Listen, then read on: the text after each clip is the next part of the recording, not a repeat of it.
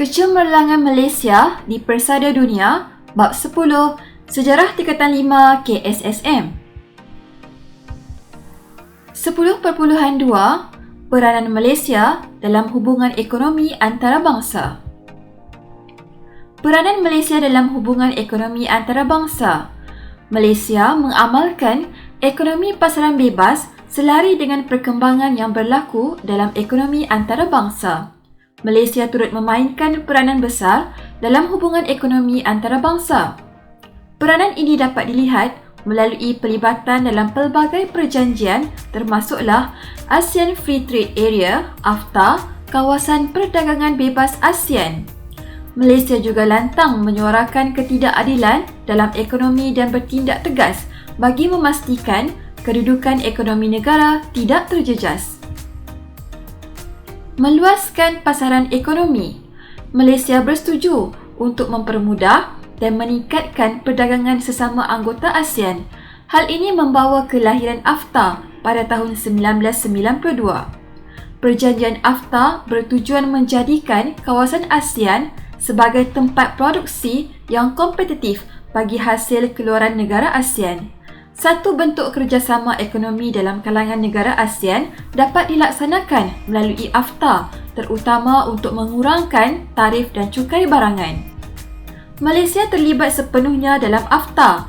Pelibatan ini membawa kebaikan kepada perkembangan ekonomi negara. Dominasi ekonomi negara maju. Malaysia sering berhadapan dengan sikap negara maju yang mengedekan pelbagai sekatan dan halangan perdagangan dalam bentuk tarif dan cukai. Keadaan ini menjejaskan perdagangan negara. Malaysia bersuara agar diberikan layanan yang saksama kepada semua negara. Pandangan ini dibangkitkan oleh Malaysia dalam pelbagai forum antarabangsa termasuklah di PBB dan Asia Pacific Economic Cooperation (APEC), Kerjasama Ekonomi Asia Pasifik. Kerjasama Pembangunan Ekonomi Segitiga. Malaysia memainkan peranan penting dalam pembangunan ekonomi yang melibatkan kerjasama pembangunan segitiga, iaitu pembangunan wilayah baharu yang dimajukan bersama-sama negara anggota ASEAN. Kerjasama ini bertujuan mendapatkan keuntungan bersama apabila negara jiran saling membantu bagi memajukan kawasan yang terlibat. Malaysia memperoleh manfaat yang besar melalui kerjasama ini kerana dapat mengurangkan monopoli pasaran barangan dalam ASEAN daripada negara maju. Selain itu, negara kita juga dapat mengurangkan kebergantungan pada pasaran kewangan antarabangsa dengan mewujudkan pelbagai badan yang berkaitan seperti Koperasi ASEAN, Bank ASEAN serta cadangan untuk menggunakan wang ASEAN dan membendung campur tangan ekonomi negara maju. Menangani kemelesetan ekonomi. Pada tahun 1997 hingga 1998, kebanyakan negara Asia termasuk Malaysia menghadapi kemelesetan ekonomi yang bermula dengan kejatuhan nilai ringgit, antara lain disebabkan oleh spekulasi mata wang. Menurut Tun Dr. Mahathir Mohamad dalam buku The Malaysian Currency Crisis, How and Why It Happened, perkembangan ini menyebabkan pelabur luar menarik pelaburan mereka di Malaysia sehingga menjejaskan ekonomi Malaysia. Malaysia didesak untuk mencontohi langkah yang diambil oleh negara lain, iaitu menggunakan Pelan Perancangan Tabung Kewangan Antarabangsa (IMF). Namun, negara kita enggan menerimanya. Malaysia menggunakan pendekatan sendiri dalam usaha memulihkan keadaan termasuklah menambat kadar pertukaran ringgit RM kepada dolar USD dengan kadar RM3.80 bagi USD $1. Langkah ini berjaya memulihkan ekonomi negara. Mengantarabangsakan sistem kewangan Islam. Malaysia terlibat dalam usaha membangunkan sistem kewangan ini sejak tahun 2001. Malaysia membangunkan sistem kewangan Islam yang progresif dan komprehensif sehingga menyumbang kepada keberkesanan sektor kewangan negara. Malaysia juga menduduki kedudukan utama dalam pelbagai indeks global berkaitan dengan kewangan Islam, termasuk menjadi pasaran sukuk terbesar di dunia. Negara kita menjadi negara utama pelaburan dana Islam. Malaysia menubuhkan International Centre for Education in Islamic Finance (INCEIF), Pusat Antarabangsa Pendidikan Kewangan Islam untuk menyokong perkembangan kewangan Islam. 10.3 Pelibatan rakyat dalam isu kemanusiaan dan keamanan. Pelibatan rakyat dalam isu kemanusiaan dan keamanan. Malaysia berada di barisan hadapan dalam membangkitkan isu kemanusiaan dan keamanan. Malaysia sering menyuarakan pandangan dalam pertubuhan antarabangsa dan serantau seperti PBB, Commonwealth, OIC dan ASEAN. Pandangan yang disuarakan ini berkaitan dengan aspek kemanusiaan dan keamanan, terutama dalam kalangan masyarakat yang tertindas. Selain itu, rakyat Malaysia turut aktif terlibat dalam pelbagai aktiviti kesukarelawan bagi membantu golongan yang tidak bernasib baik sama ada disebabkan bencana alam maupun peperangan.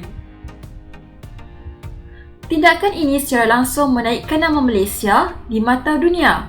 Isu Palestin dan Syria merupakan antara isu yang menonjolkan pelibatan rakyat Malaysia dalam pertubuhan antarabangsa. Selain itu, rakyat Malaysia juga terlibat dalam misi kemanusiaan di Aceh dan Sri Lanka. Isu Palestin. Isu Palestin sememangnya dekat dengan dasar luar dan domestik Malaysia. Perjuangan menegakkan isu Palestin disuarakan oleh semua Perdana Menteri Malaysia sejak zaman Tunku Abdul Rahman Putra Al-Haj. Sejak tahun 1948, rejim Zionis Israel melakukan kekejaman, pengusiran dan pembunuhan terhadap penduduk Palestin. Tindakan ini menjadi asas penting kepada perjuangan Malaysia bagi memastikan hak dan keadilan rakyat Palestin mendapat pembelaan. Pelibatan rakyat dalam menangani isu kemanusiaan di Palestin dapat dilihat secara jelas melalui non-governmental organisation (NGO) atau pertubuhan bukan kerajaan. Kewujudan NGO ini membolehkan satu bentuk koordinasi membantu warga Palestin dapat dilaksanakan. Antaranya ialah Aman Palestin, didaftarkan secara rasmi pada tahun 2006 dan menjadi organisasi yang giat membantu rakyat Palestin secara kolektif, sistematik, berterusan dan berkesan, menyalurkan bantuan kebajikan dan sumbangan orang ramai kepada rakyat Palestin. Majlis Perundingan Pertubuhan Islam Malaysia atau MAPIM, gabungan beberapa buah NGO dan turut menjalankan kerja-kerja kesukarelawan dalam usaha membantu rakyat Palestin yang tertindas. Antara aktivitinya termasuklah mengadakan Hari Solidariti Rakyat Palestin. Cinta Gaza Malaysia atau CGM diasaskan oleh Muhammad Nadir Al-Nuri Kamarul Zaman dan menjalankan operasi sejak tahun 2013. Menjalankan aktiviti kutipan dan sumbangan kepada penduduk Gaza, terutama kanak-kanak, ibu tunggal dan warga emas. Melancarkan projek Ramadan 2020 dengan tema Ramadan Bulan Berkongsi Kebahagiaan, merangkumi bantuan perubatan, kebajikan belia, teknologi hijau, infrastruktur, pendidikan, pengajian Al-Quran serta seni dan budaya. Muslim Camp Malaysia ditubuhkan pada tahun 2006 dan secara aktif menjalankan misi kemanusiaan termasuk di Palestin. Rakyat Malaysia turut menyatakan sokongan padu kepada rakyat Palestin. Mereka melakukan demonstrasi sebagai tanda sokongan kepada Palestin dan menubuhkan tabung Palestin untuk mengutip sumbangan kewangan kepada mangsa Zionis di Palestin. Selain itu, rakyat Malaysia turut terlibat menghantar bantuan makanan dan perubatan ke Palestin menerusi program Freedom Flotilla, iaitu program kemanusiaan yang digerakkan oleh Free Gaza Movement yang ahlinya datang dari seluruh dunia. Rakyat Malaysia yang menyertai misi kemanusiaan turut menghadapi cabaran seperti ditawan dan dipenjara. Sebanyak 12 orang sukarelawan Malaysia yang berada di dalam kapal Mavi Marmara ditawan oleh pihak Israel pada bulan Mei 2010. Dr. Fauziah Muhammad Hassan turut serta dalam misi kemanusiaan ke Palestin dalam program Women's Boat to Gaza pada bulan Ogos 2016. Kapal Zaytuna Oliver yang dinaiki beliau ditawan oleh pihak Israel. Dr. Muhammad Afandi Saleh pula terlibat dalam misi kemanusiaan ke Palestin menaiki kapal Al-Auda pada tahun 2018. Kapal tersebut ditawan oleh Israel dan beliau ditahan dalam penjara di Israel sebelum dibebaskan kemudiannya. Isu Syria. Krisis politik di Syria yang bermula pada tahun 2011 menyebabkan rakyat Syria mengalami kesengsaraan, terutamanya masalah kekurangan makanan dan kemudahan perubatan. Menyedari keadaan ini, Malaysia tampil memberikan bantuan dan sokongan kepada rakyat Syria. Pada 1 Oktober 2015, kerajaan mengumumkan kesediaan untuk menerima 3,000 orang pelarian warga negara Syria dalam tempoh 3 tahun secara sukarela atas dasar kemanusiaan. Pelibatan rakyat Malaysia membantu rakyat Syria pula dapat dilihat melalui peranan NGO. Organisasi Humanitarian Care Malaysia atau MyCare, gabungan 6 buah NGO kemanusiaan, melancarkan kempen I for Syria pada tahun 2011 bagi menyalurkan pelbagai bantuan kepada pelarian Syria, mengendalikan aspek pendidikan, kesihatan dan kebajikan pelarian Syria yang berada di Malaysia. Cinta Syria Malaysia atau CSM ditubuhkan pada tahun 2014, memberikan bantuan kemanusiaan kepada pelarian Syria yang berada di Turki, Lubnan dan Malaysia, menubuhkan Sekolah Kita iaitu program pendidikan percuma untuk anak-anak pelarian Syria. Global Peace Mission GPM ditubuhkan pada tahun 2001, aktif menjalankan pelbagai aktiviti kesukarelawan dan kemanusiaan di 30 buah negara. Turut aktif memberikan bantuan kemanusiaan kepada pelarian Syria berupa makanan, ubatan dan peralatan. Rakyat Malaysia memberikan sumbangan melalui tabung kemanusiaan program penempatan migran Syria yang dilancarkan pada 20 Mei 2016. Selain itu, rakyat Malaysia turut menyertai Perhimpunan Solidariti Menyokong Syria dan menghantar memorandum bantahan kepada Kedutaan Syria di Kuala Lumpur pada tahun 2017 berkaitan dengan kekejaman terhadap rakyat Syria. Tsunami di Aceh dan Sri Lanka.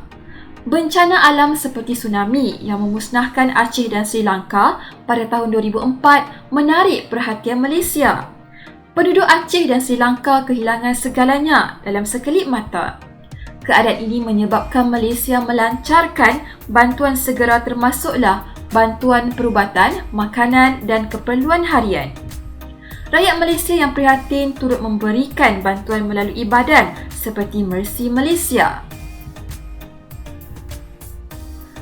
Malaysian Medical Relief Society Mercy Malaysia ditubuhkan pada tahun 1999 oleh Tan Sri Dr. Jemilah Mahmud. Aktif dalam bidang kesukarelawan dan kemanusiaan membabitkan negara yang berkonflik dan ditimpa bencana. Bertindak memberikan bantuan perubatan serta membina semula pusat kesihatan komuniti di Aceh. Membangunkan infrastruktur di Sri Lanka termasuklah sekolah dan jambatan bagi kemudahan penduduk. Angkatan Belia Islam Malaysia atau ABIM ditubuhkan pada tahun 1971, memberikan bantuan kemanusiaan kepada pihak yang memerlukan termasuklah mangsa bencana tsunami di Aceh, mendirikan sekolah dan rumah perlindungan kepada lebih kurang 120 orang anak yatim yang menjadi mangsa tsunami di Bandar Aceh. Yayasan Restu ditubuhkan pada tahun 1998, memberikan bantuan pendidikan percuma kepada warga Aceh. Membangunkan rumah anak yatim Babu Najah di Uli, Kariung, Aceh. Sekian, jangan lupa like, subscribe, share. Terima kasih.